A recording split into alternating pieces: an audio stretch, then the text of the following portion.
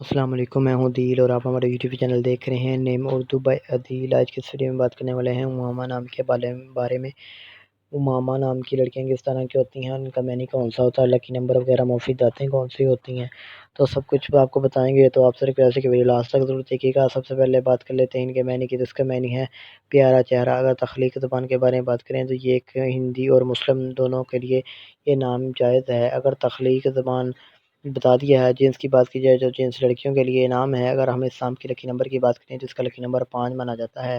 اس کے صحیح لکی نمبر کے لیے آپ کا ڈیٹ آف برتھ ہونا ضروری ہے، تو کمنٹ باکس میں ضرور بتائیں۔ اگر ہم اسلام کے حامی نمبر کی بات کریں تو 5 اور 9 شامل ہوتا ہے حامی نمبر کے۔ اس کے علاوہ بہترین وقت کے بارے میں بات کریں تو 9 PM سے لے کر 11 PM تک ان کا بہترین وقت مانا جاتا ہے۔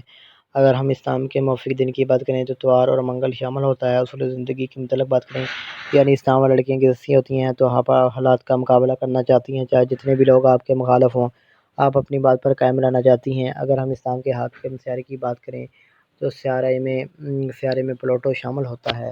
اگر ہم اسلام کی مفید دانتوں کی بات کریں تو دانتوں میں تانبا شامل ہے۔